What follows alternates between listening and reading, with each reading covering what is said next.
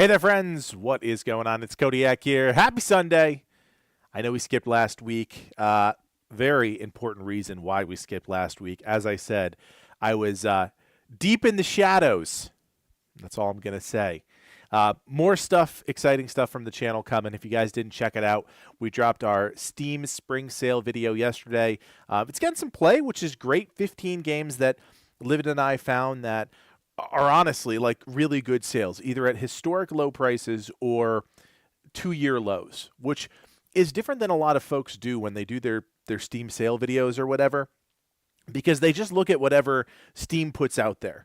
You know, Steam will say, oh, you know, this game's on sale. It's on super sale. But if you actually dive into the numbers, you'll realize that a lot of the sales that these guys put out there are like not actually sales. Yeah, like sure, it says it's 30% off, but if you actually look at the charts and look at the numbers, some of these games that are on sale are actually like $10 over their lowest price. What Livid and I do is we look at kind of the whole gamut of things, and we try and find games that are at historic low prices or at 2-year lows, which is how SteamDB classifies like 2 different types of discounts. And I think we got a good list. 15 games, like I said, some big ones on there. Cyberpunk 2077 at a historic low right now. Darkest Dungeon 2, awesome game that I really enjoy. Play it on the Steam Deck all the time. That one's 50% off, I believe, at $19.99.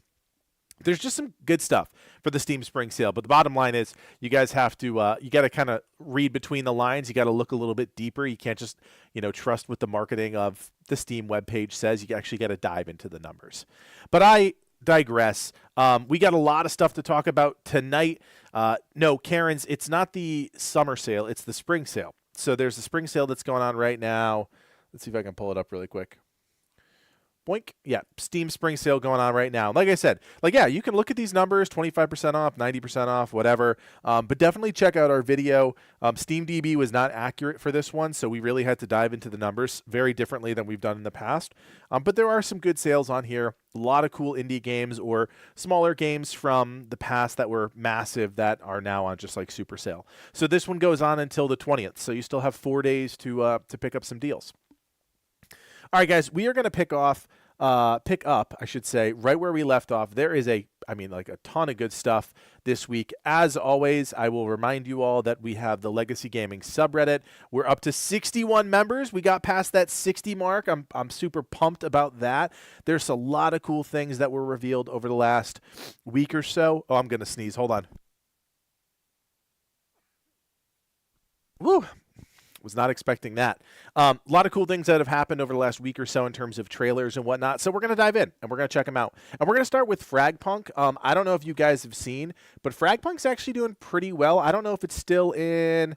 No, so it fell out of the most played games, but it's right there, 17. Peaked at 113,000. Last 24 hours, it was a 76,000 peak. This is kind of where I expected this game to be. I didn't think it was going to knock off Marvel Rivals by any stretch, but I did think it was going to be pretty well received, just given that I think Marvel Rivals overall has brought a little bit of life back to the hero shooter genre. Whether you want that to happen or not, I just think that's the reality of the situation. So it's cool to see another hero shooter do relatively well. This is always what happens, right? You have these games and these genres that just get so oversaturated that people just kind of fall out of love with them.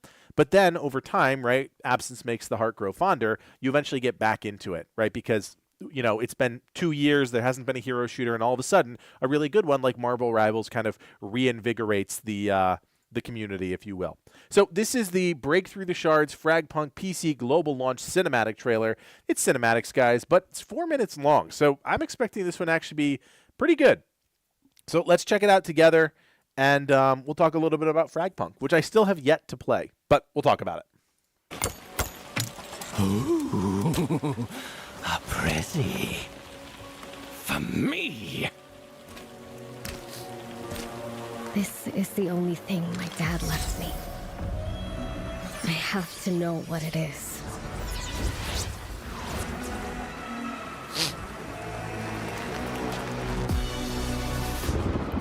No one better try and stop me. Kismet! You're late! Chum's about to cut the cake. You there? Hey, everyone! Happy birthday?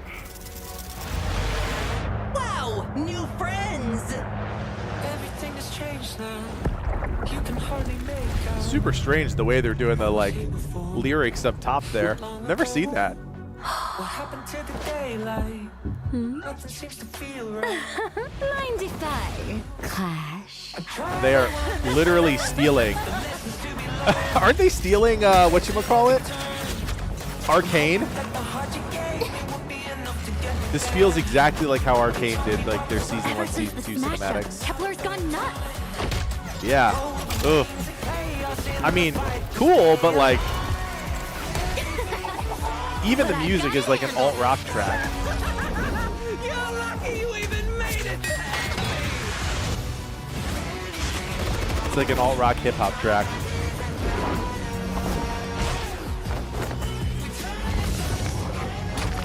Please? I'll show you, freaky. I mean, visually, it is really cool, right? Like I like this stuff. I think let it's me pretty guess. interesting blending, almost like the Homesick. I don't know how to describe it. The cartooniness of it. I don't think it's cartooniness, but with It's the over. kind of grunge punk plus the almost realistic environments, it's definitely a cool technique. Time to play by my Yeah, there you go, Liv. You go ahead, Kismet. I've got a score to settle with Kepler.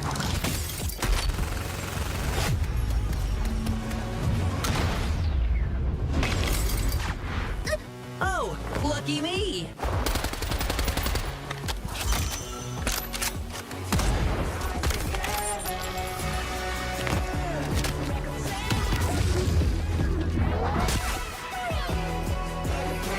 This is really long for an intro cinematic too.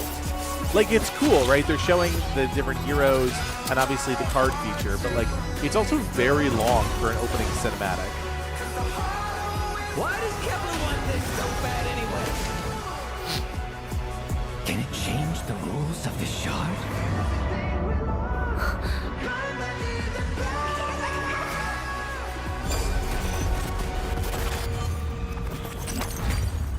Dad. A ton of work, Liv. Hands off! I can't even imagine how much this cost to put together. Pull. Wow! This is a masterpiece!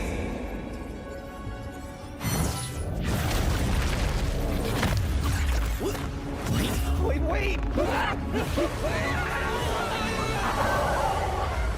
My goodness, man. This will decide everything. And nothing.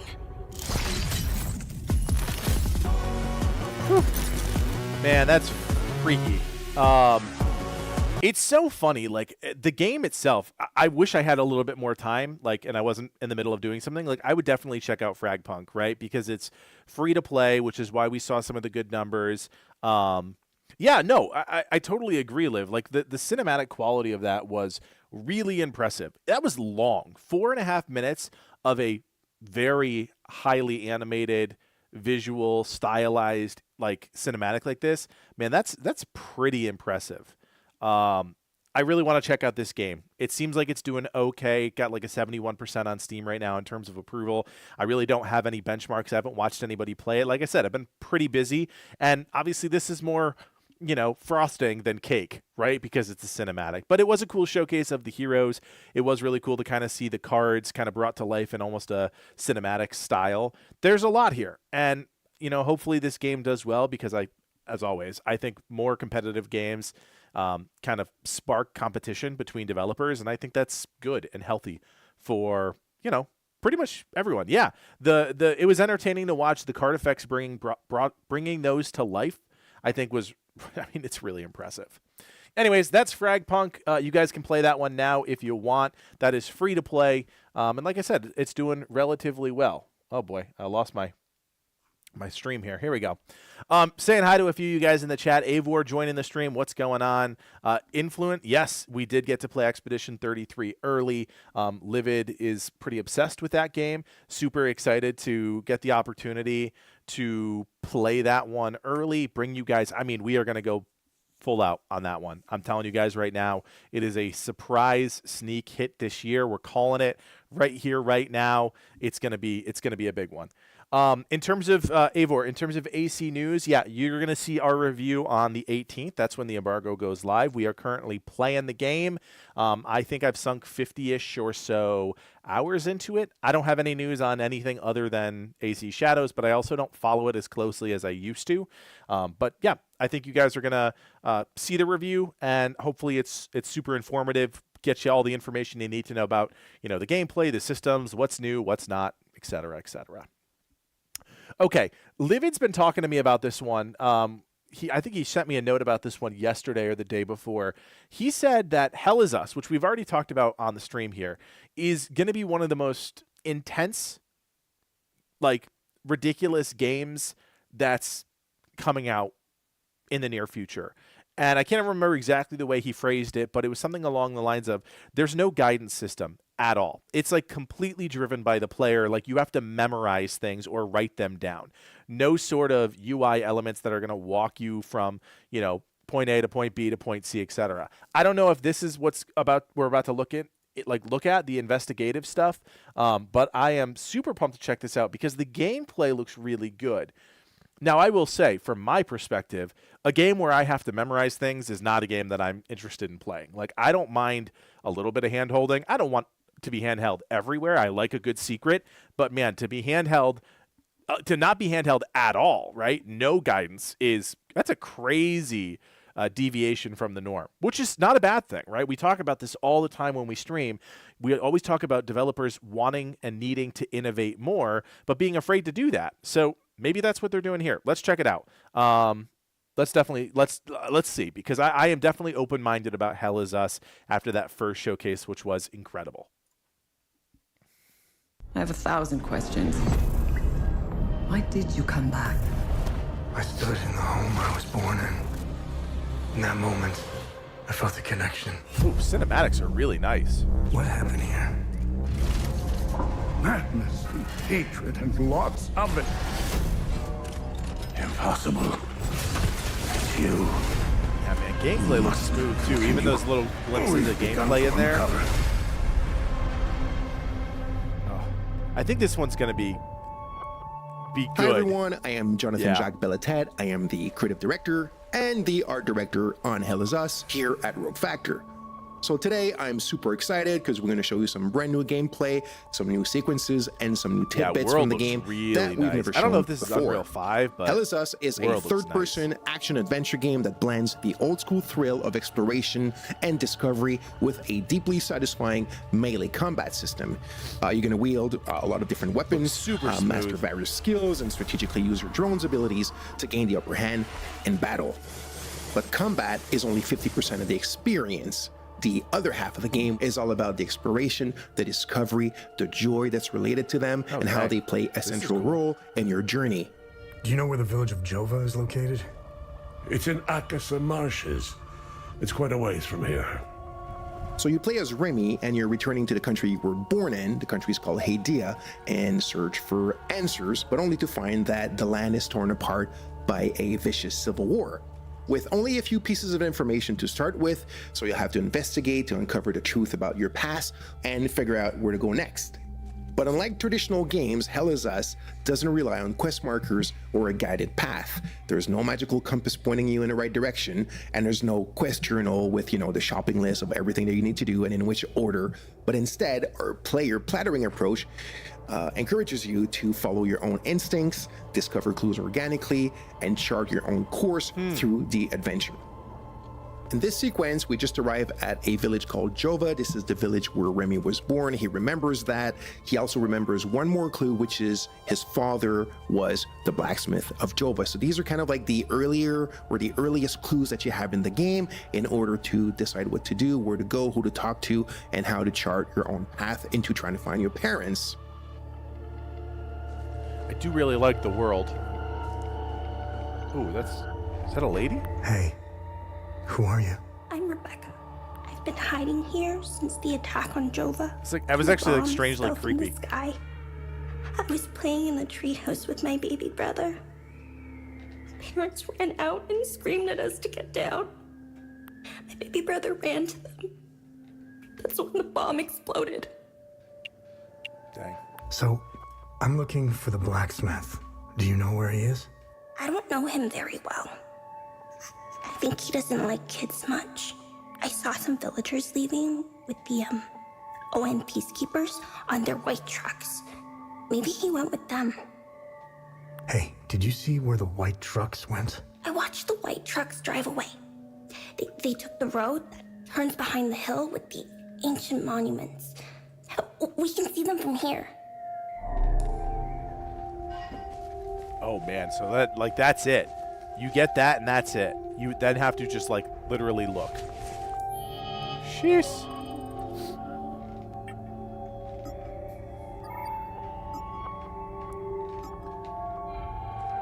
All right, well you get some guidance there. At least you still get the clues mapped, right? At least there's a tracking as opposed to just so like as you hear saw, it we just once and learned that the disappears. blacksmith probably left with one of the humanitarian convoys from the organized nations, which are the peacekeeping forces stationed in the country. Yeah, at We've least you also get a found a tablet. map that appears to show a route coming out of the Akasa marshes. So we'll stop here for now. We've gathered a few clues. We have a bit of an idea where to go next for our investigation. We've shown you how things work a little bit and how you can connect the dots. But, you know, I want you guys to discover it for yourself when the game comes out in September. In this section, we're stepping away from the main investigation to explore the many hidden secrets and side investigations scattered throughout Hadia. You can complete the game without ever uncovering them. But if you're curious and observant, you might just stumble upon some incredible discoveries. Our core philosophy is simple. If your instinct tells you there's something to do, then there probably is. That's like remnant The philosophy footage right you're there. seeing now Love showcases that. just a few of the many secrets woven into Hell Is Us. These are playful examples of how the game handles secondary investigations, but they perfectly illustrate our approach. I'm only permitted to play Sabinian classics, I'm afraid.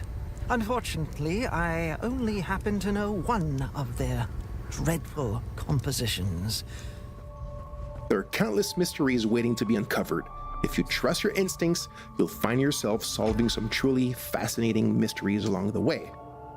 Now, when we talk about player plattering, it doesn't mean you'll constantly need to overthink every step to progress. Many elements will be clear and intuitive, as our belief is that you actually don't need quest markers to navigate and advance in the adventure. That being said, for those who love a challenge, some of these deeper secrets will require keen observation and deduction to be uncovered. Good luck.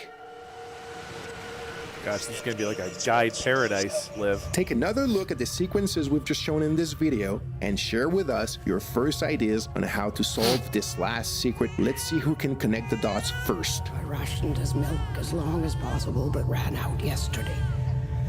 Poor Uli is starving. I don't know how I can possibly get any more.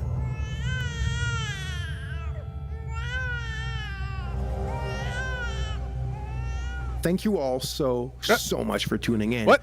We hope you enjoyed That's this all we new got? look at Hell Is Us. We're so passionate about our game and we've worked Yeah, so hard on it. Cool set pieces. The game like launches on September pile of 4, bones. It's really 2025 on PlayStation 5, Xbox Series, and PC. See you soon for more exciting news. Yeah, man, that's a must play. That's a must play. I just think, you know, you see these games, and we don't have to watch the whole thing again, but you see these games every year that kind of pop up and they're on your radar, but you know, you don't know if they're going to hit or miss. And then you start seeing some of the stuff coming out from the team. And we always say this, right? A team that is forthcoming with their information, a team that puts their game out there, that doesn't have anything to hide, is 9 times out of 10 going to be a great game because they're confident in it. A development team that's confident in their game is confident for a reason. And it's usually because the game is good. There are a few instances, right? That's why I said 9 times out of 10, not 10 out of 10, where developers put their game out there just because that's what their marketing folks want to do. And like, sure, maybe it's not as great as the marketing suggests, right? That has happened before. But when you have a game like this, that I think this is backed by Sony, but still, it's very clearly like the developers are driving this kind of push to get the game out there. It needs to, right? It doesn't have name ID. It doesn't have anything that's really like helping it, click for gamers other than showing off the game. And that's what they're doing. They're showing off gameplay. They're talking about systems that are new and innovative. Like they're doing everything right by my calculation. We're going to need to see some snappy stuff at the end right before it comes out just to get people hyped about the game. But when they do that, they're already going to have all of these like gameplay snippets that they can kind of dive into. I really like the way that they do these kind of menus. I don't necessarily love the UI, like the like weird off-kilter green feels a little strange, but like I love the character models, the animations look really clean, the few blips of combat look good. Yeah, I think this one's going to be a slam dunk. Obviously I don't know that for certain, right? But I think just this whole idea of not actually giving you any sort of guidance is crazy cool. And yeah, it reminds me of Remnant. And if we get another game that's at a Remnant caliber, we're going to be eating really good, because that's, Live It and I Thrive, specifically with that series, but also with games like that. All right, we are going to keep moving on here. Difficult Spare 3935 posted this one. The Mound, Omen of Cthulhu, reveal trailer. It's another NACON. If you guys didn't know, I think there was like a NACON convention or NACON something or other, webinar, something like that. I don't know what it was. Some sort of NACON event where they started to reveal a bunch of their games. So I'm super pumped to check out anything NACON does. They actually have a lot of really great games in the last few years. And they're very clearly trying to rival like Focus, right? Like they seem to be the publisher that's kind of in the same Focus Entertainment, AA, maybe dabble in a AAA here and there, but mainly in the AA space. So again, this one's The Mound, Omen of Cthulhu, the reveal trailer. Here we go.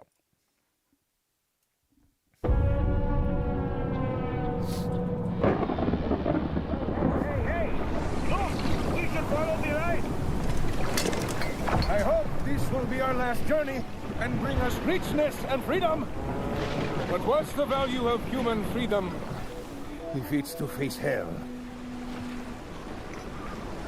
Looks really good.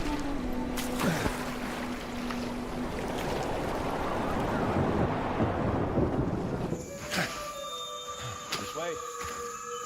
It's hard to tell. Is this gameplay or cinematic? Or in-game cutscenes?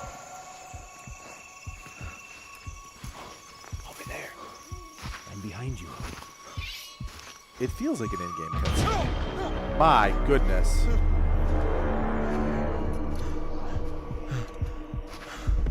So definitely horror. Oh, dang, bro.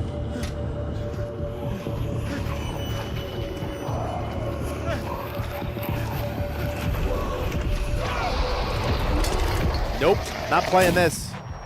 Nope. Why did you shoot? Why did you shoot him? Prince, in the Lord's name. Oh, here's gameplay. Yeah, I got this. I need help. Where are you? Coming. It's here. Whoa, what is this thing? Oh, no. I scared me. I'm It's sure like they're co-op survival horror. What the hell? Something? Extraction, maybe? Yeah, crazy. I'm coming to help. I need backup too. Guys, I'm lost. Where are you? Oh, not again. I can't hear it. What did you do with the lock? Sorry. Dang, man. Yeah, no, I'm not playing that. Not even a little bit. So, what I'm picking up on is... Ooh, some eyeballs in there? I don't know what is happening. I don't like this at all. Yeah, Dredge I can handle. I mean, even Dredge on a late night is not a game for me. This is actually really interesting. Live It in his Pokemon cards. My goodness. That's my fault. I should have looped. So I think I actually saw this pop up somewhere on a feed, but didn't look too far into it. Okay, let's break down what we actually know, right? It's a 4-player co-op game, very clearly rooted in horror. I think there's a psychedelic component to this, because that whole scene where like you shoot, right? So like you're going through all these scenes where, okay, there's the head on a spike or whatever, and then all of a sudden you're in like a totally different part of the scene, and it's dark, and now enemies are moving in around you, and then there's the big thing, and then you shoot your gun, but yet your teammate dies. So like I don't know if that's part of the gameplay, like there's illusions or like psychedelics or something like that, and you end up, you know, like seeing friends as enemies. That's pretty cool. I don't know exactly. Yeah, I don't know much about Cthulhu in terms of like his lore. I thought Cthulhu was almost like one of these things at this point that like IPs just kind of take the Cthulhu idea and make it its own. But it's very clear, like manipulating this character's mind, our main character. Like, see, the scene changed right there, and then we shot, and then, oh, that's one of our teammates that we just killed. So I wonder if it's like tied to this crazy island that we're on or something like that. It's a really cool idea. I have to say, the cutscene looked a little bit better than this gameplay. This gameplay, it looks good. I don't know what it is. It doesn't feel... I don't know. It looks good. It looks good. There's something about it that I can't put my finger on that I don't really love. Maybe it just feels a little slow, a little clunky. But I just think the concept is really interesting. I don't know what the end game is, right? Like, what's the point of being on this island? I have no idea. Clearly, we're coming here for a reason. What are we coming here to do? Are we coming here to look for treasure? Are we coming here to build a settlement? Are we coming here to actually do quests? Like, I have no idea. Cool looking game, The Mound Omens of Cthulhu, sometime in 2025. So, you know, we're going to learn more. Just a matter of when. My God, guys, what is going on with the horror stuff today? Jeez Louise. Do we have any like fun things? Oh, we got Dune Awakening. Oh, we got Hello Sunshine. That looks fun. Thread of Time. Okay, we got some positive stuff in here too. I don't know how much horror I can do tonight. This is the Sinking City 2. Now, again, this is a sequel that I did not play the first one, so I'm kind of looking at this one with fresh eyes. But I do know that the Sinking City was another kind of game in this vein, and I think Cthulhu was actually part of that game too. So let's see what this one's all about. This is a mix of work in progress and prototype gameplay and assets, not representative of the final game. Okay, fine. Here we go. The Sinking City 2 is a game that blends the hallmark Lovecraftian designs with survival horror and investigation. Lovecraftian, that's what it was. It has been in development for more than 2 years, and it's definitely been a challenge. The first game was a different genre and a different engine, and switching those for the sequel isn't exactly an easy process. But making a video game in a literal war zone has tested us in ways we never imagined before. But first things first. Oh, this is like a The full Sinking City 2 is a breakdown. third-person survival horror game that takes place in the iconic Lovecraftian city of Arkham. Unlike Oakmont from the Sinking City 1, Arkham is left behind by its residents, with only a few twisted minds remaining. Oh, don't It love is her. a decaying labyrinth of flooded streets, Don't love any of this. crumbling mansions, and eerie silence. Our biggest priorities are atmosphere and discovery. Arkham is filled with Ricky, I'm with you, environmental brother. storytelling, hidden secrets, progression-altering paths to Yeah, explore it and definitely feels investigate. like a Resident Evil. While not open world, it offers large areas that players can explore both by boat and on foot, and find mysteries in every corner of the map. In the Sinking City 2, we have rebuilt the combat from the ground up to deliver fun and satisfying gunplay. It doesn't As you look that explore satisfying, I'm not gonna You lie. will face both iconic Lovecraftian creatures as well as our own unique monstrosities that God, expand man. the Cthulhu mythos. Each enemy is designed with distinct behaviors to keep encounters dynamic. For example, Smashers will pounce and retreat to disrupt your positioning, while Slithers demand precision to conserve ammo. To further elevate the experience, our team designed a special Bold of them to wound show body the system gameplay in, that like, telegraphs within dev each mode. hit in clear and convincing ways, even though there's still a lot of work ahead. Investigation has been our studio's identity for a quarter of a century, and in the Sinking City 2, investigations add a unique twist to the overall experience, while ensuring that those who prefer to focus on other gameplay elements can still progress without feeling hindered. As you play the game, you will find clues scattered across the map pointing to different mysteries. And while some clues are more important than others, you don't have to find all of them to solve your cases. We don't want to force you to follow a predetermined number of steps as you investigate something. And while detective work is not required to advance the story, engaging in investigation and puzzle solving will unlock powerful gameplay bonuses and new ways to overcome challenges. We aim to offer you tangible, gameplay-altering rewards for solving mysteries. It is 100% in the model of Resident Evil, right? Limited ammunition, With Sinking City 2, investigation. we have made the significant leap to Unreal Engine 5, marking a pivotal moment for us. While working with a new engine is always a challenge, Unreal allows us to streamline quite a few parts of our process. Lumen alone can elevate the atmosphere and the visuals of a game.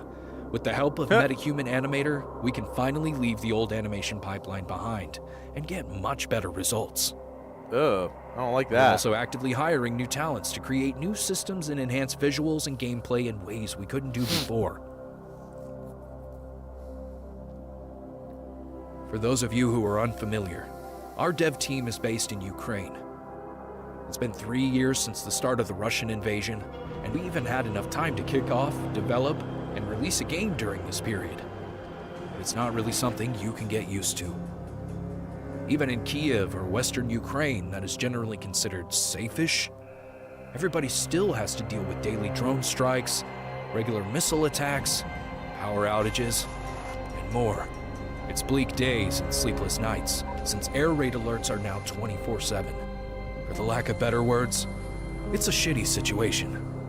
And for many of us creating games, it's not just our passion. It's our way of clinging to normalcy. Funding raised during this campaign will go towards realizing and polishing some of the mechanics that we are experimenting with, both big and small. Better combat, better investigation, new Lovecraftian monsters, etc. Dude, some of If their monsters you decide to are back really the project, creepy. please check out our pledge tiers. We are offering both digital and physical rewards, such as the limited and collector's edition. It comes with a great set of items, Oh, look at that. including a Deep That's One cool. figure, a 150-page art Love book, me a good figure. and much more.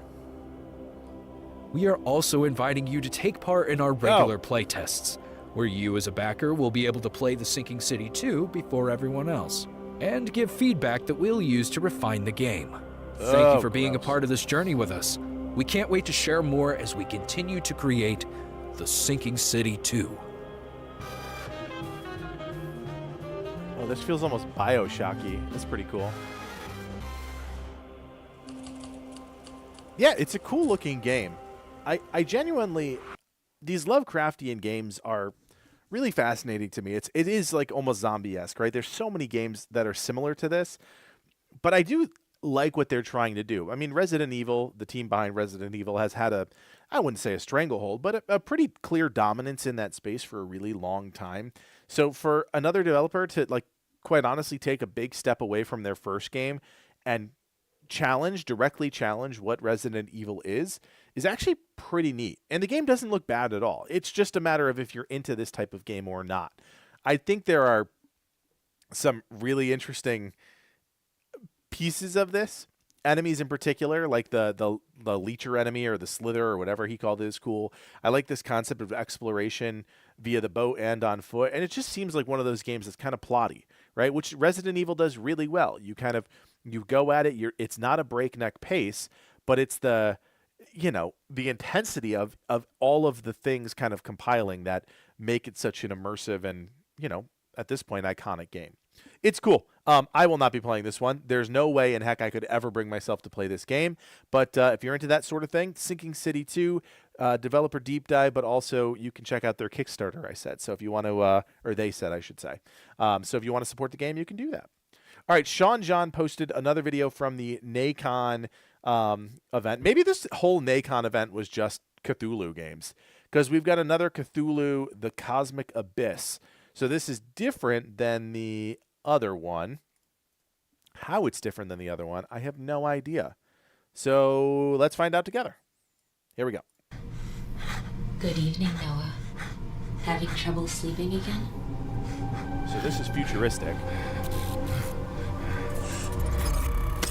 Your cortisol levels are elevated. We have robot Something's hands. interfering detecting temporal anomaly.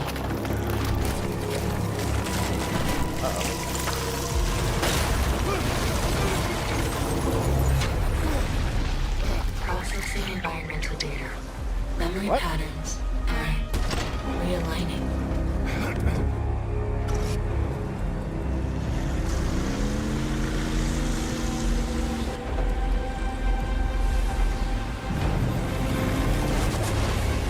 Oh, we're going under.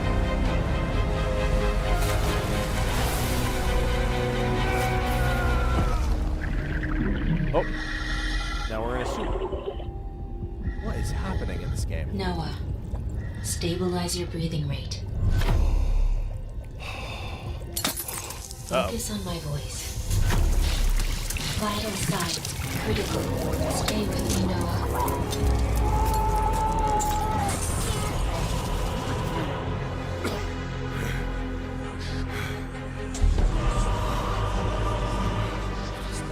Noah, the knowledge, it's beautiful.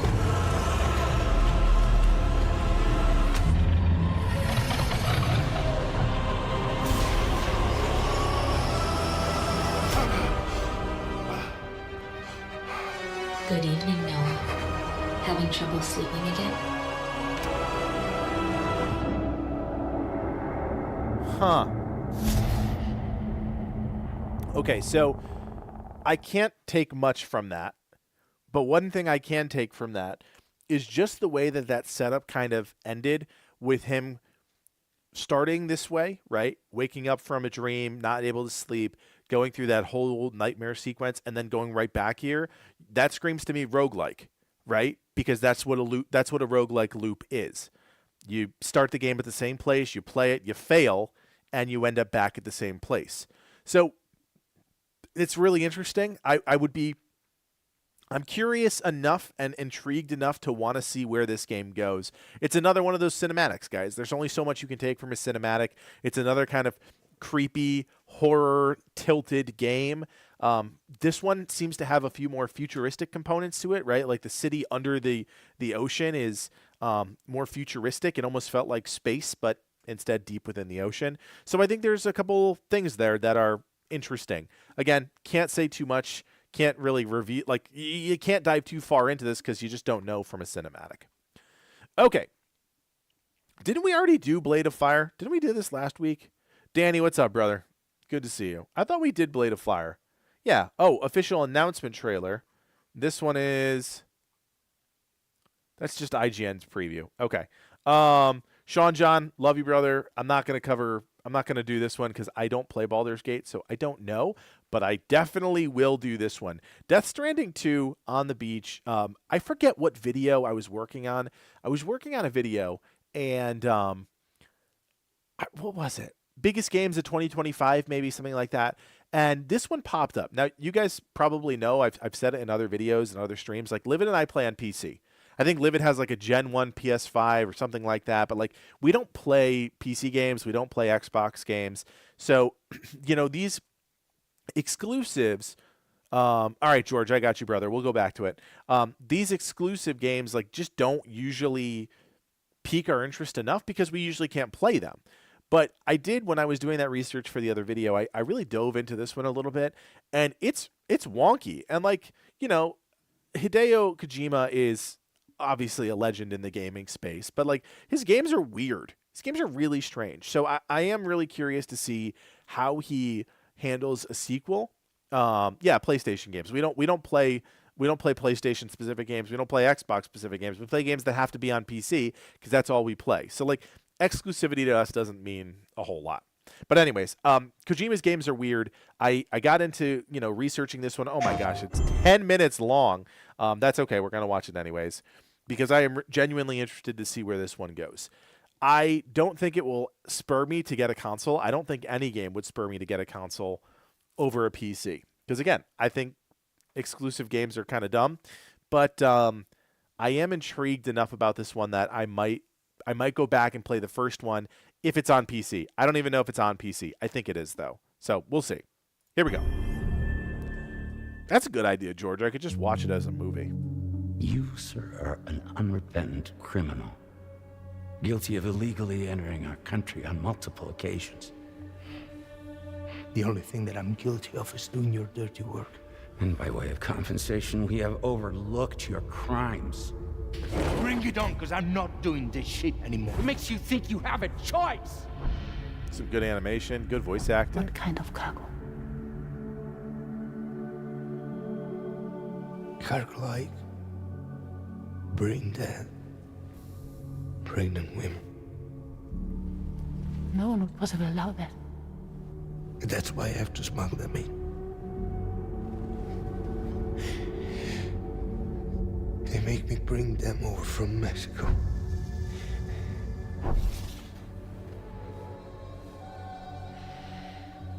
This thing between us. It was a mistake. No. No, it was not a mistake. It was not a mistake.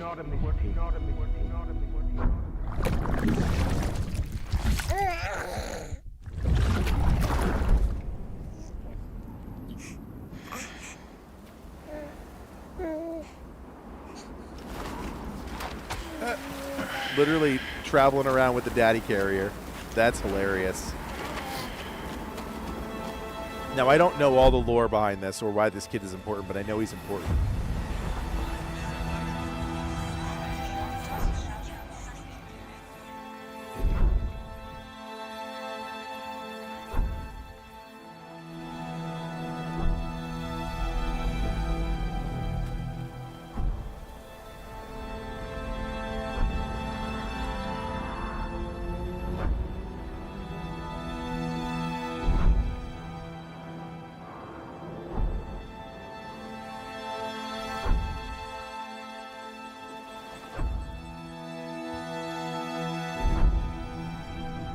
Some weird stuff, man.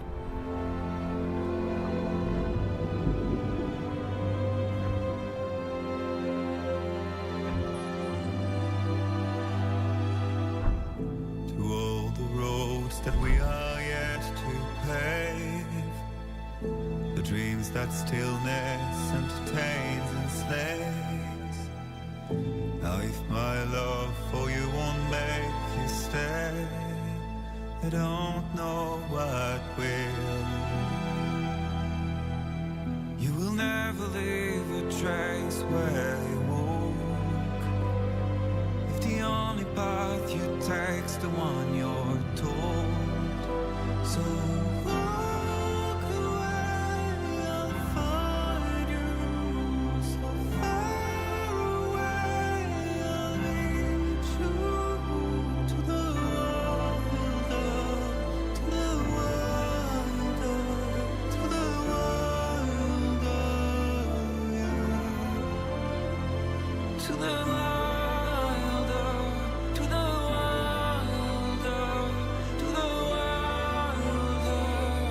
Like the guy from Marvel.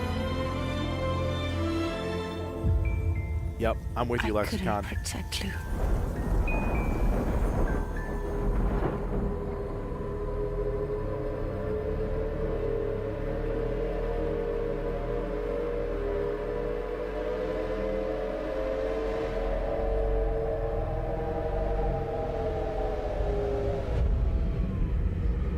I tried to jump us out of there. Uh-oh. But I could only take my equipment with me. And I couldn't possibly think of Lou like that. There was no way for the two of us to escape together. The best I could hope for was to jump Lou out. Just Lou.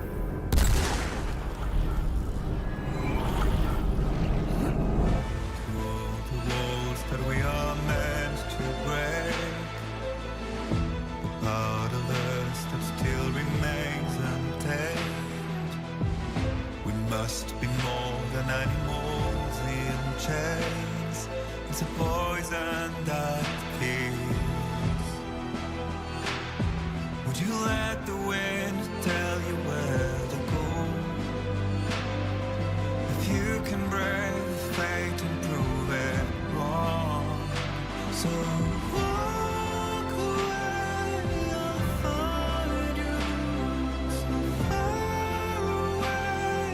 skyboxes are cool, I'll say that.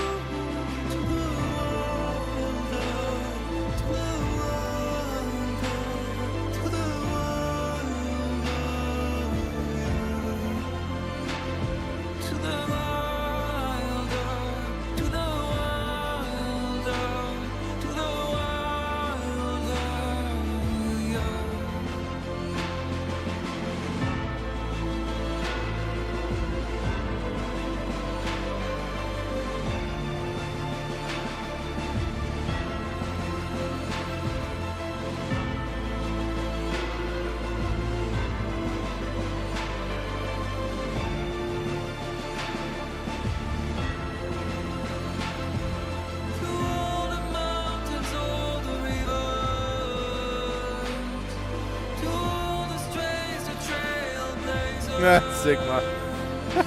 You're not wrong.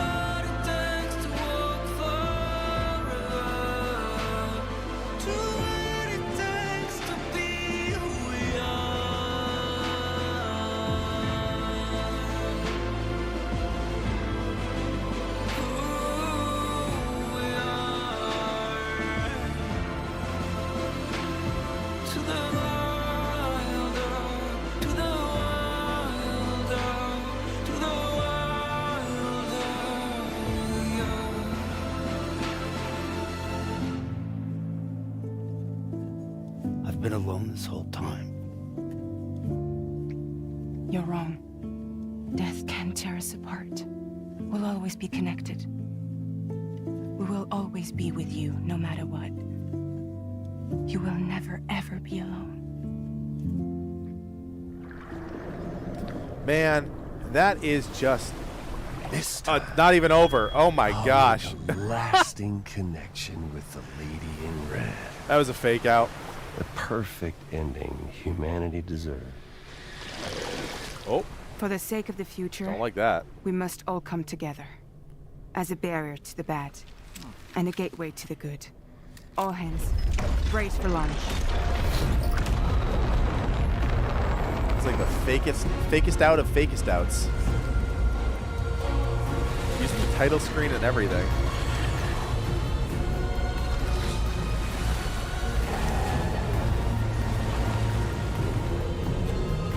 Like giant tar hand monsters.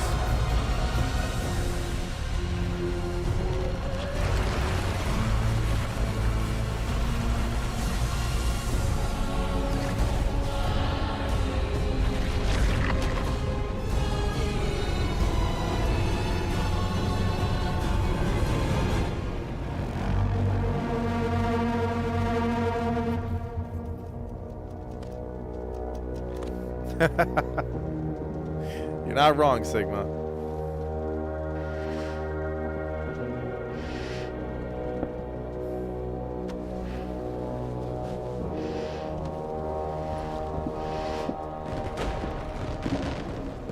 Oh.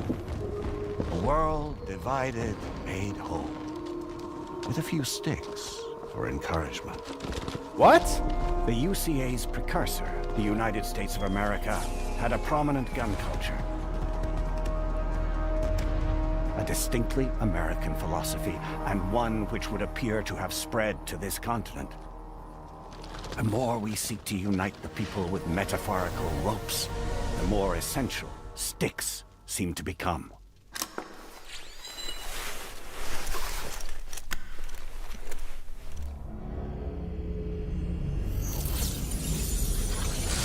He edited this whole thing? That's funny. DHB Magellan. Integrate. Oh, okay. Just a tar monster with Everyone, a tank head. Hold on tight.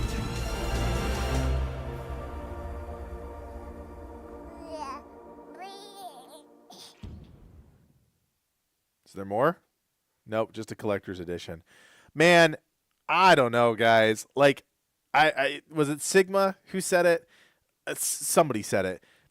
Nothing that I've seen in here is making me want to play the game. And that's the first time Like, I've really seen it in its fullest, and I'm trying to understand what the heck it's about. I still have no idea. And again, I didn't play the first one, right? So I'm missing a lot of context. But that was just constant bombardment of the censors, from the gameplay clips to the weird story stuff. But yeah, no, of course, it's because I haven't played the main game, the first game. But like, what is the goal here? Is the goal the art? Is the goal the story? Is the goal to try and create something that is bigger than gaming itself? Because clearly that's what Kojima does, right? And so it's really interesting that, I mean, this is a 10-minute video they're putting out about this game, but yet you still know nothing about the game. You just get a lot of this like very meta story. I don't know. It's cool. Like, again, I'm intrigued, but there's nothing that I've seen that makes me want to play the game. And this is fundamentally the issue, right? Whenever Livin and I look at a game, we look at it from a systems and gameplay perspective. Story is a secondary thing for us in most cases, which is why a game like this is a lot harder to evaluate from where we sit, the way that we digest games and the way that we break them down. Because this is cool, but it is more akin to an interactive movie than an actual game. Even if there is gameplay elements, it's more of an interactive movie than a game, right? If you look at it as a spectrum. But the thing that kills me about it is it's a sequel, right? It's a sequel to a game that was already a PS exclusive. And now you're not only do you have to bring all of those people back, but are you still trying to get a new audience to play this game? That's what I always look at. Like Kojima, I mean, I don't know his financial situation, but the dude has his own studio. He does this crazy stuff. Like, what is he trying to accomplish? Because if he made a game, I'm not saying he has to make a game that's a little bit more realistic. I'm just saying, if he colored within the lines just a little bit more and didn't do the whole PS exclusive thing, I don't know. I think that he could continue to do amazing things. But I just don't think the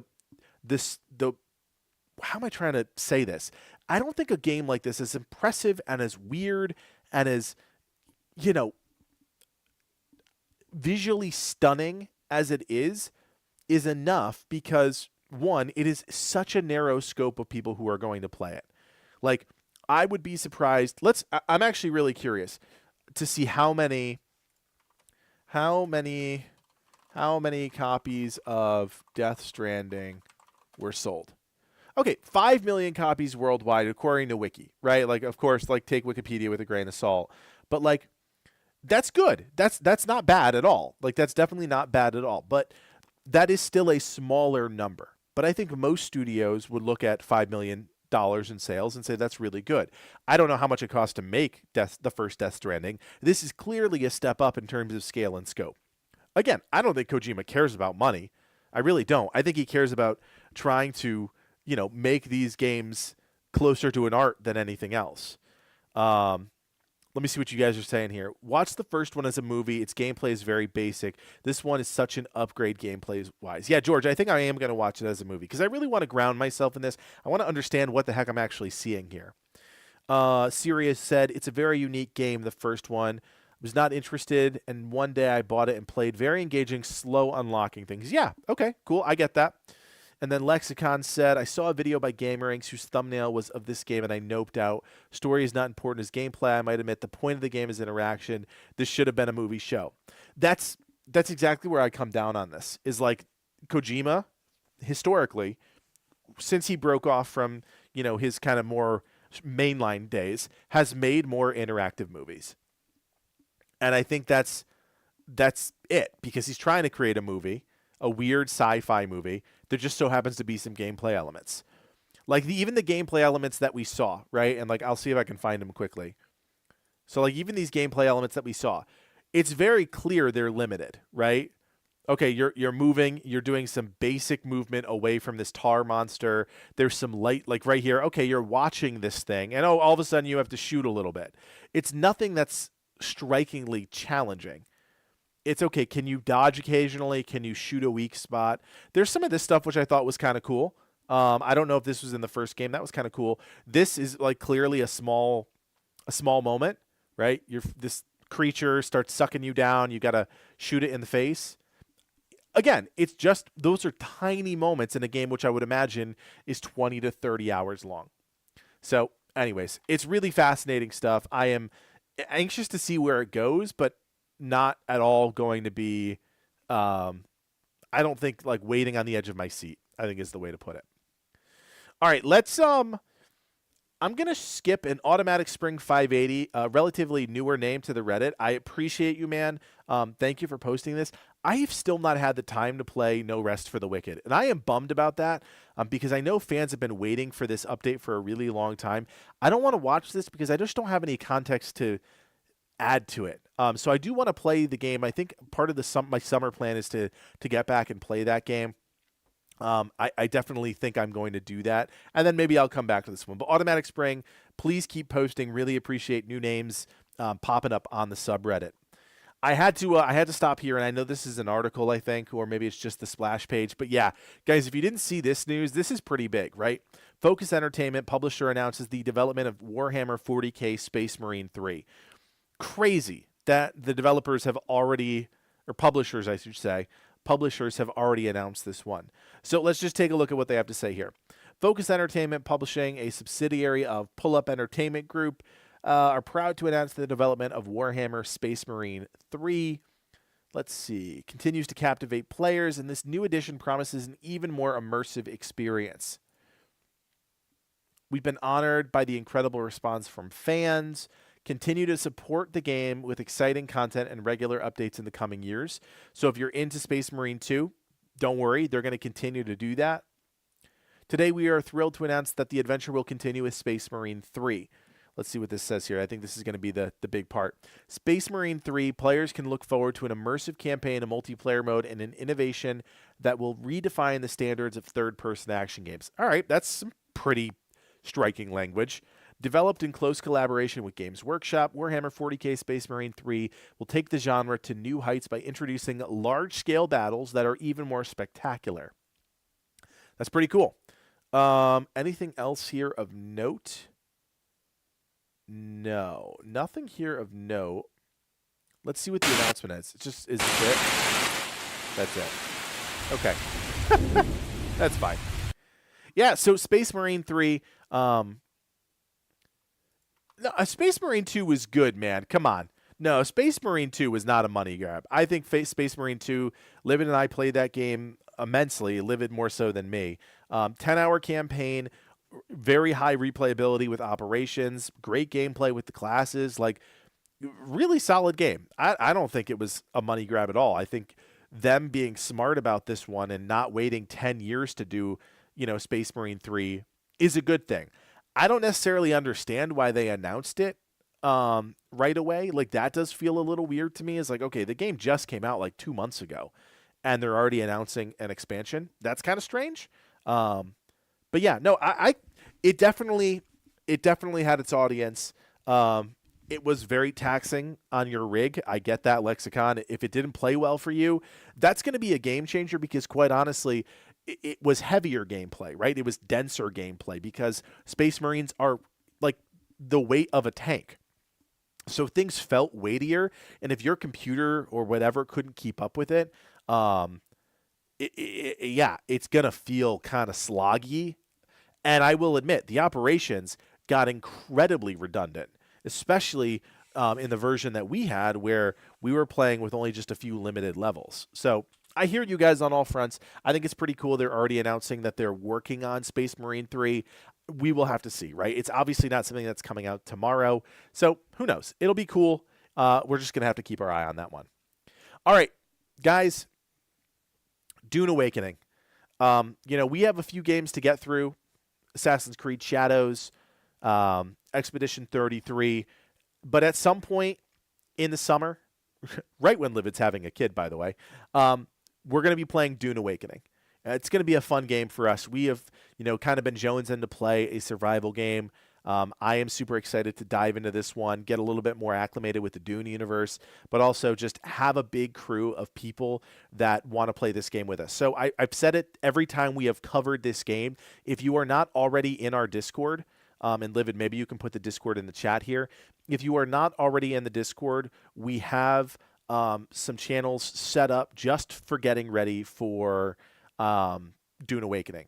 So there is like an Arrakis chat already that you can join. We want everybody to be part of the Discord with us and part of the clan. We are going to have an open clan like we did for Last Oasis. Anybody can join. There will be some structure within that, right? Like more casual players versus more hardcore players. So we are definitely going to be taking it seriously. If you are not part of the Discord and not part of the Dune Awakening channel, we want everybody in there. So of the 50 of you guys that are watching and you're planning on playing this game, we've got a clan. It'll be a great clan, just like it was when we did Last Oasis. We want everybody to join. All your friends are welcome. You can use our Discord to keep things going. It's gonna be a lot of fun. But anyways, let's check out this Exploring Arrakis video. This was this popped up a couple days ago as part of the a FunCon event. I think it was, maybe. I'm not entirely sure. It just popped up out of nowhere. So again, only 2.5 minutes long, but hopefully we're gonna see a little bit more gameplay.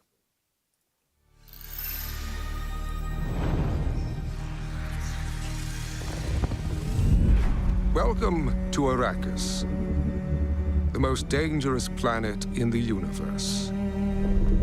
Dune Awakening is a multiplayer survival game on a massive scale, where the open, ever-changing world ensures exploration remains a vital activity. Join us as we traverse the breathtaking landscapes and uncover what the sands have hidden. Follow in the footsteps of the native Fremen and learn to overcome the deadly environment. Collect materials to craft a shelter, still suit, and your first vehicle, then venture into the desert. With a scanning module installed, you can scan for resources in smaller areas, or climb the highest peaks to launch a survey probe, revealing large swaths of terrain and important locations like shipwrecks or abandoned Imperial testing stations. Qui-Gon Jinn. Traverse difficult terrain with tools like the Shigawire Claw and Suspensor Belt, and claim powerful tech and gear. Expand your fleet of vehicles and upgrade them with new modules to suit your playstyle. Right there, guys. That's the legacy base. From the cockpit of the iconic Ornithopter, even the most remote expanses of Arrakis are within your reach. In the deep desert, massive Coriolis storms regularly sweep across the land with monstrous power, changing the entire map every week. As new resources and secrets are revealed, the race to survey the vast new landscape begins anew. Be the first to mark the location of precious resources, then give the map to your allies, or sell it to other players on the exchange. Here, there are no paths to tread, only power to claim. This is infinite exploration. This is Arrakis. It's good. You know, again, you got to keep in mind here, this is the team that made Conan Exiles. May 20th, 2025, right when Livid's going to be incredibly busy. It's going to be fun. I'm trying to manage this by myself for a little bit. But yeah, no, I mean, I think they're capitalizing on this at the right time, right? I always joke about this, but I'm pretty serious most of the time. Whenever a game like Avatar, remember when Ubisoft came out with Avatar? It was like 5 years after Avatar, the movie, was like popular. And it was more closely aligned with the second one, like Way of the Water or whatever. But like a game like this that is trying to capitalize on an iconic IP, those timelines have to be aligned a little bit. And that's really challenging, right? Because like both parties have to be confident that the other party is going to be successful. Because a game obviously takes years to develop, just like a movie takes years to create. So, you know, this has been in the works for a while. The team has been working, is it Legendary or Relic or whoever it is, working really closely with the folks that did the movies to make sure things are, you know, kind of true to form. I also agree that I'm a little worried that, and I can't remember which one of you said it in the chat here, but like I am genuinely worried there's not going to be enough to do.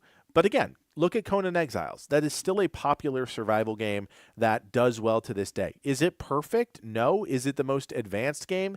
No. But you look at things like, you know, I always use World of Warcraft as an example. Like you can iterate on these games over time, and they've done that. And now they're trying to move on to the next thing, and I genuinely applaud them for doing that. Funcom, you know, does know their stuff. and we'll see. It's going to be really, really interesting to see how this game kind of plays out. And I don't think they've been doing, I don't want to say a bad job, but also not a good job of explaining this game. I feel like I've seen the same trailer 10 different times. And I think we need to start seeing some real nuance.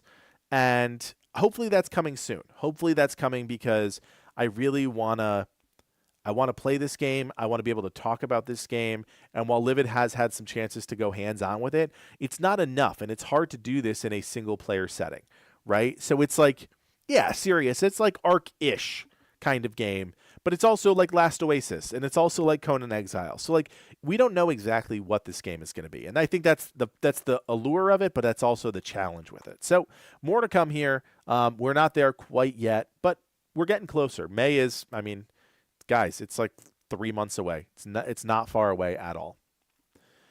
Okay, Ardenfall. So this is from Difficult Spare 3935. Another game that I don't know anything about, but very clearly samurai-based or something like that, shogun-based. Looks pretty cool, not going to lie. Spellcast Studios, also don't know them. So this is one of these games that I'm looking at fresh with you guys for the first time. So let's check it out. Ardenfall.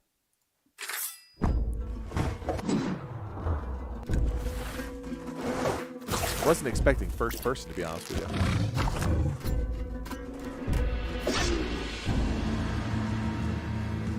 An outsider has arrived on our shores. Will they defeat the festering evil that is gaining power, or will they embrace it, slaughtering all? Looks a little janky. Repair or destroy, trade or steal. This traveler could be anyone. It's like some really strange polygon art.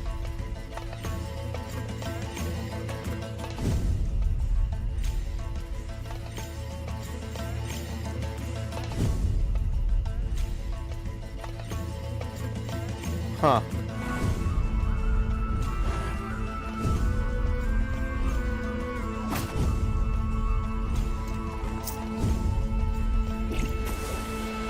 Whoa, that was kind of cool. To Ardenfall, traveler. Yeah, I don't know. It's interesting. I can't say that it wowed me with anything. Like, I think some of the animations and the visuals, yeah, I'm not loving it. Yeah, I think, yeah, to your point, serious, Roblox, age lovers, be samurai, kill things, don't need a strong PC, engaging fun. Yeah, it is definitely one of those types of games. Like, this is not the most immersive game that I think you're ever going to play, but there could be some cheap fun to be had. And I say could be because there's nothing about the gameplay that really sold me other than that whole ending point where it's like breaking the rules, right? Like, okay, you showed me what like the classic gameplay is, but then, okay, if you can manipulate all those rules, change all those rules and do your own thing, all right, that's kind of cool too. So, I don't know. We're going to have to wait and see on this one. I'm not going to be waiting with much anticipation because it looks a little strange. It looks a little rough around the edges. But again, it's early access. They clearly have a vision they're trying to do. Yeah, yeah, Malik. It's like a Skyrim light mod. Okay, we can leave that one there. All right, we've got 4 more to talk about.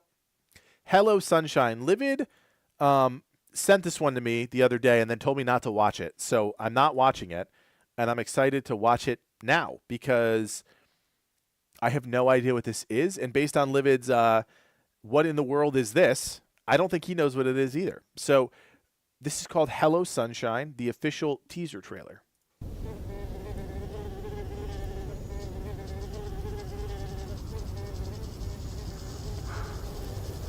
Okay.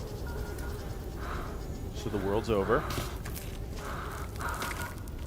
Oh, we don't have any oxygen, maybe?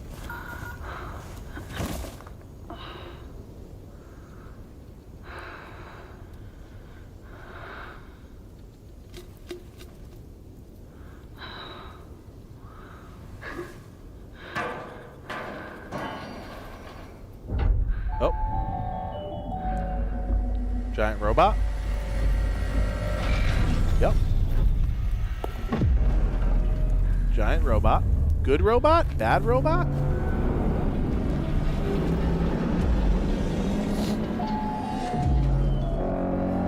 Nope, not a good robot.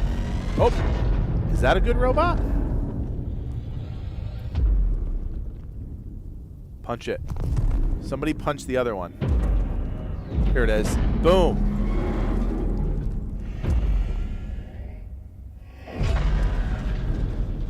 Uh-oh, the bad robot's winning. Oh, the bad robot's really winning.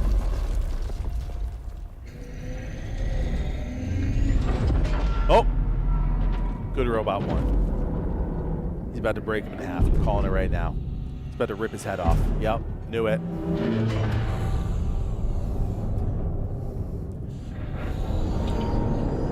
Guys, I'm going to let this one play out. I've got a little bit of an emergency upstairs. I will be back as soon as I possibly can. I'll let this one loop, and y'all can talk about this one in the chat. I'll be right back.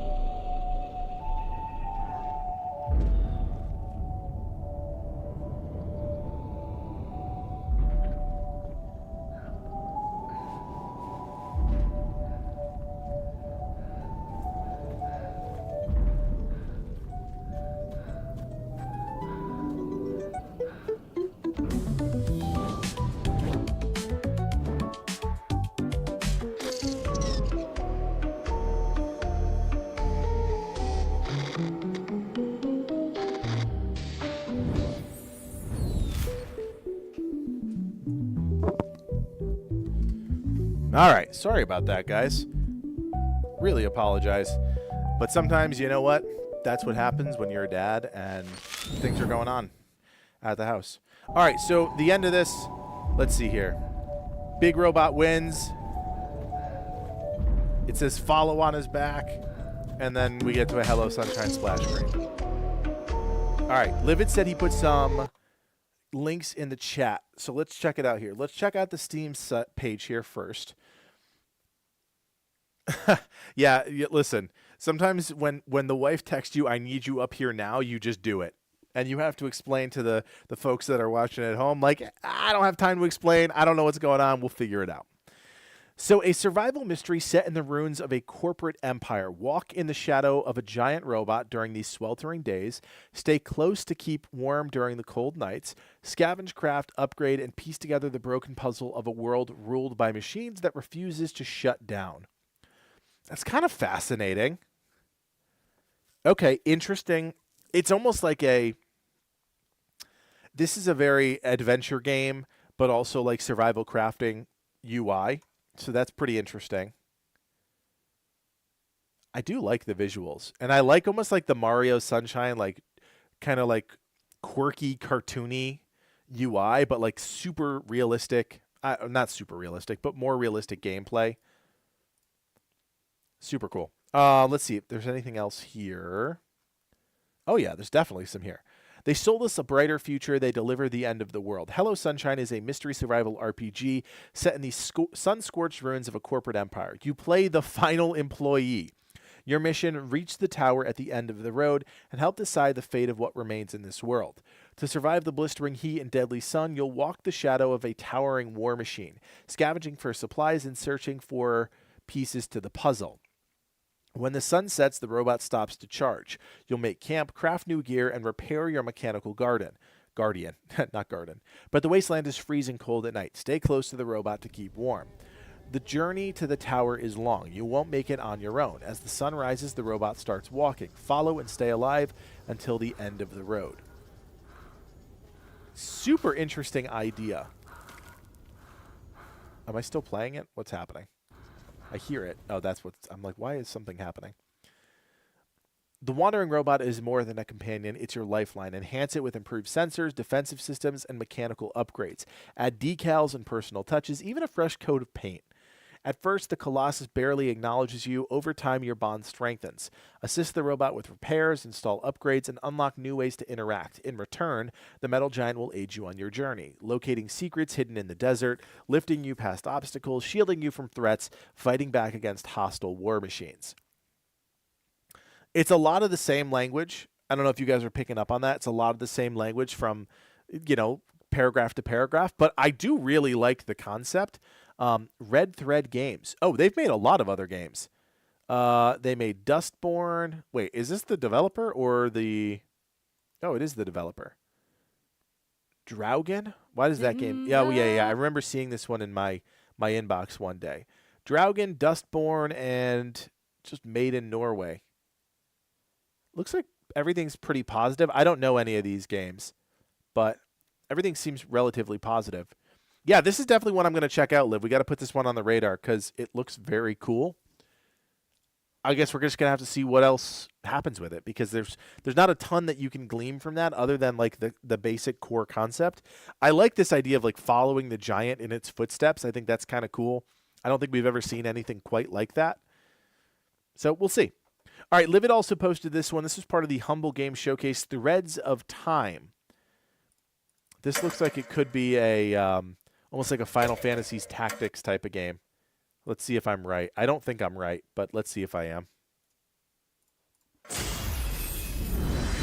Welcome to Threads of Time, the time-traveling RPG that made waves at Tokyo Game Show last year. This is a terrible VO. Whoever did this needs to hire somebody. Rio Games, the team behind Threads of Time, is a passionate group of 90s JRPG fans who spent countless after-school hours journeying through iconic games like Chrono Trigger and Final Fantasy. All right, so I'm not far off.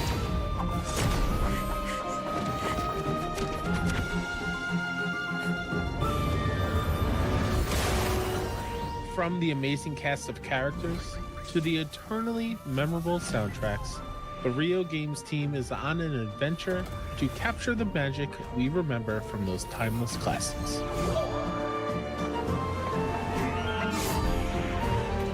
Today, the team is excited to announce a fresh face joining the Threads of Time party, Barza, a daring sky pirate planning a heist in 1000 AD.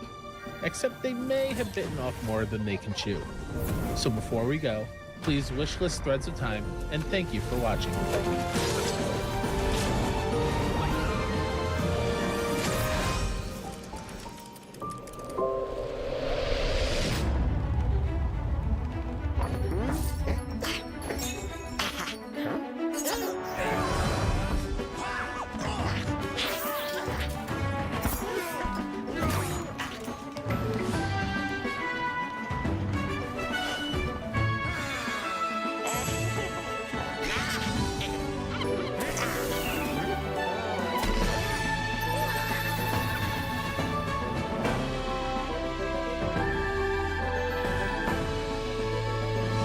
I like this. This looks actually really cool. I haven't played a JRPG in quite some time. Obviously, Expedition 33 is a JRPG style game, even though it's made by not a Japanese developer. We're still going to call it a JRPG, right? Because that is its own genre.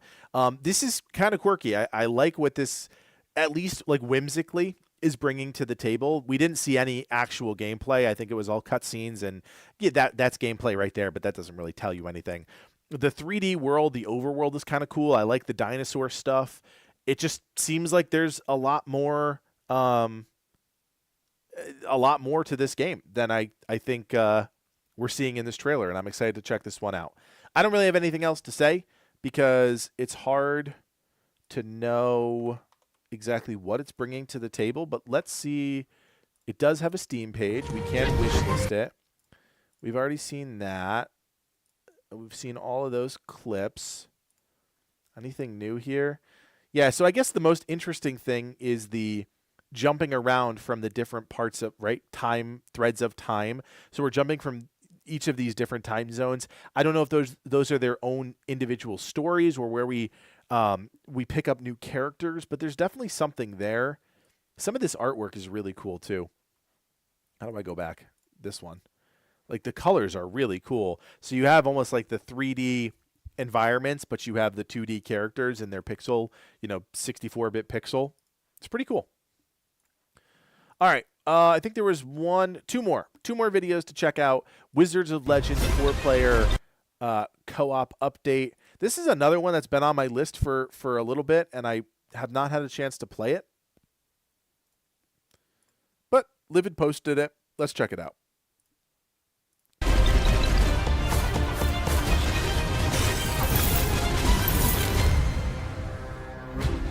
The trials are the single greatest test of skill and might in all the world. Mastering your arcana will be key to triumphing over the trials. The different elements of arcana each hold their own unique style. Water is balanced between offense and defense.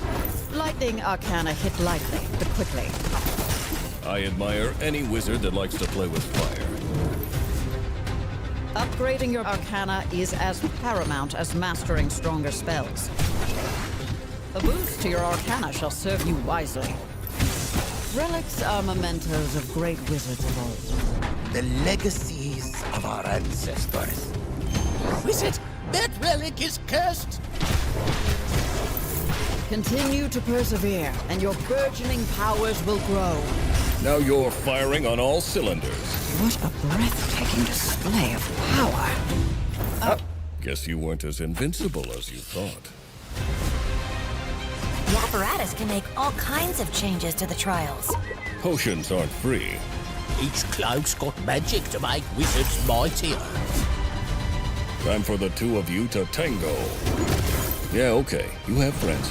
You can stop showing off. How is this allowed? This is supposed to be every wizard for themselves. Put your capabilities to the test. You bring the thunder, I'll bring the lightning. This elemental looks down to earth. Jabara, the Witch of the Sands. Will you prove yourself? Show me your magic. This is your chance. Become legend. Wizard of Legend. Solid. Looks really good. I have not actually played this one yet. I knew this came out, I think, a little while ago. Wizard of Legend 2. When did this come out? Yeah, October 3rd last year. 6 out of 10 on Steam. Not great. Mixed reviews. But a 4-player update is pretty cool. Curious what people are saying about it. Game itself is good. The issue is that the game is remastered or remake from the first game. Very good and fun game, but I simply cannot. Amount of bugs. Okay, so bug comments. Have experience. Basically, I can't progress, but all the items. Played countless hours. Blah, blah, blah. So it seems like, you know, mixed reviews. The people who are saying negative things, you know, maybe they have some really niche complaints about the game. But the first one was very well done and very well received. So I'd be willing to check this one out when I have some time. I could actually see myself playing this game on the Steam Deck, right? It's a isometric roguelike, which is like designed for Steam Deck games. So I actually was really impressed by some of the magic. I thought, you know, when they started, like they showed the fireball, they showed like some of the basic lightning stuff. But then as the spells kind of expanded, the arcana expanded, I was like, oh, okay, like there's some legit cool looking spells in this. Specifically, like kind of the 360 shockwave, and then yeah, even the ice blast, like that was pretty cool. Actually, yeah, right, George, I'm with you. Anybody that says they've played a game for 20 hours and like, oh, it's a terrible game, it's like, well, okay, but you played it for 20 hours. And if the game, like, this is not a, I can't imagine this is an expensive game. Like, okay, did you not get the value out of it? Right? Like, I always find that very strange when people say things like that. It looks cool. I'm going to have to check this one out. I don't have 3 other friends to play it with, unfortunately, but if there's online matchmaking, which I think they said there is, like, I think this game would be dope with a bunch of friends. It's a matter of progression, right? It's a matter of constantly feeling like you're moving forward as you're playing this game. That's always the case with roguelikes. How do they handle the progression? Like, on one pillar, is the gameplay good? On the other pillar, how does the progression feel? That is the formula for roguelikes. And actually, we were doing the video and the shorts for the Steam spring sale, which I mentioned at the start of the stream. We have that video live now. But the thing, too, about roguelikes is, like, I look at a game like Dead Cells, which has continued to innovate and continue to, I mean, they're on like update 35 or something like that. It's crazy how many updates they have made to that game. I want to go back to Dead Cells, actually, because it's been a long time, like since the first year, and there's just been so many things added to that game. They've done some collaborations with like Skull and other indie games. Like, I just want to check all of that stuff out. Because I love this genre. I love the indie roguelike genre, especially when it comes to like isometric action. So again, Wizard of Legend 2, it's the 4-player co-op update live now. You can check that one out. And I forget how much it was. What was it, like $15? Wizard of Legend 2, $20. Not bad at all. The first one is what, $5 did I just see? First one is $5, and yeah, very positive first one. As you can see, completely different aesthetic, right? They went from a 2D pixely game to a 3D isometric game, so completely different. Yeah, Serious Gaming. Windblown.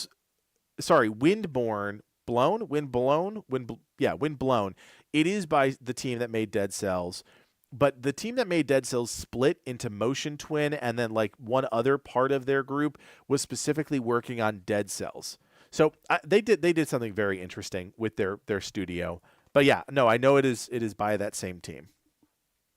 All right, final video for today, guys. Coffee Stain keeps working hard on games even after 1.0. This is Satisfactory. Automatic Spring posted this one.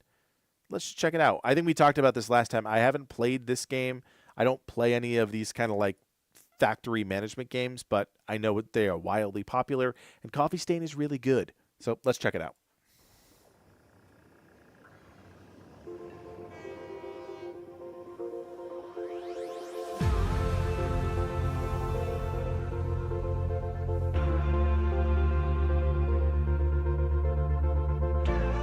I'm going to assume this is the Trains update of some sort, because it feels like it's focusing on trains and trams.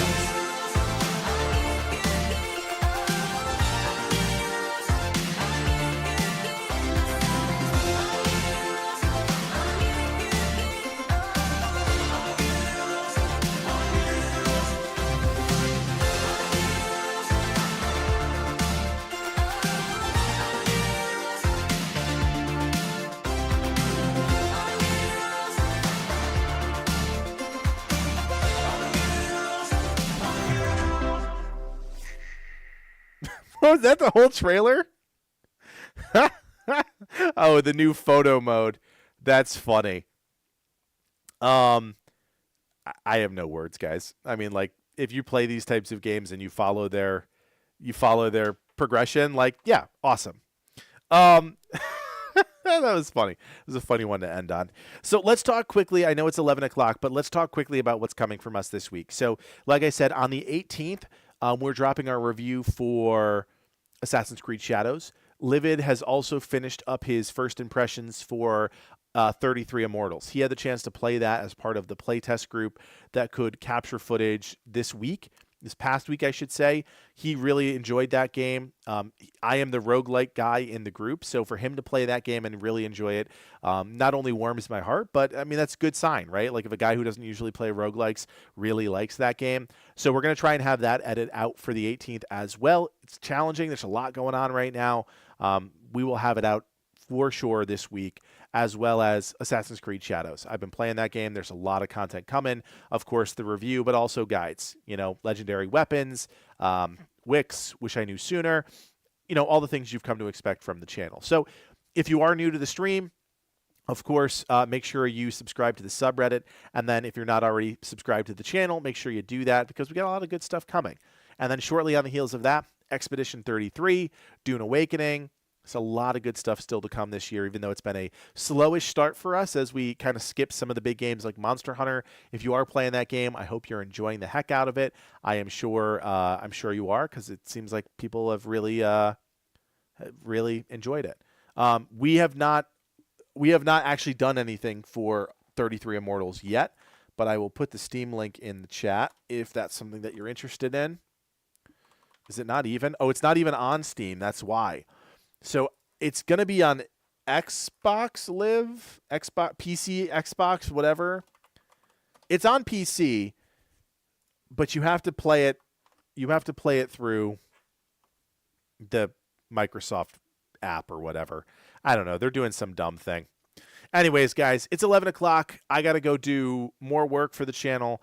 Thank you so much for hanging out with me tonight. Thanks for the 5 to 10 minute gap there where I had to run away. I appreciate you. We'll see you next Sunday for another stream. And as always, my name is Kodiak. And from everyone here at Legacy Gaming, thank you so much for watching and play on. Good night, guys. Have a good one.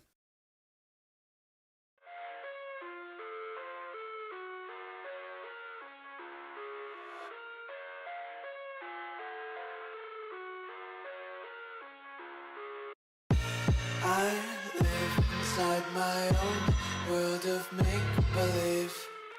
Kids screaming in the cradles, profanities.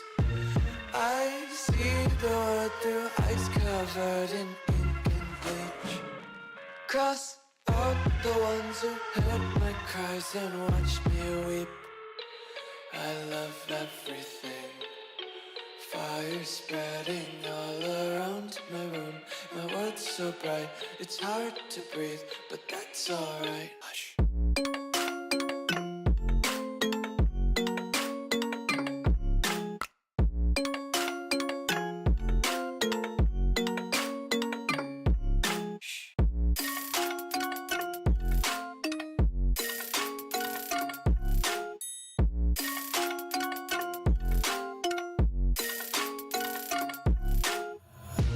Take my eyes open to force reality.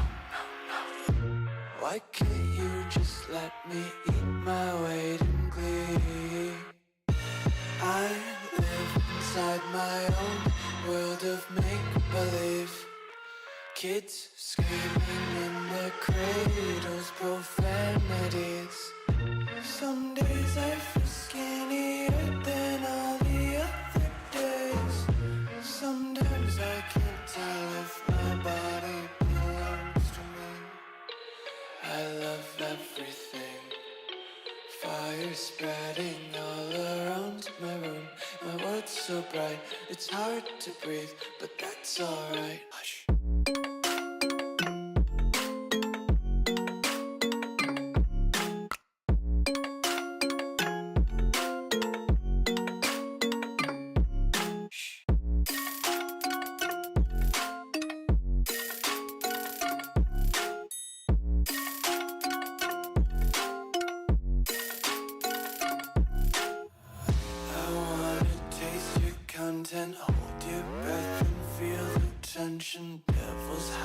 behind redemption. Honesty is a one-way gate to hell. I want to taste consumption, breathe faster to waste oxygen. Hear the children sing aloud. It's music till the wick burns out.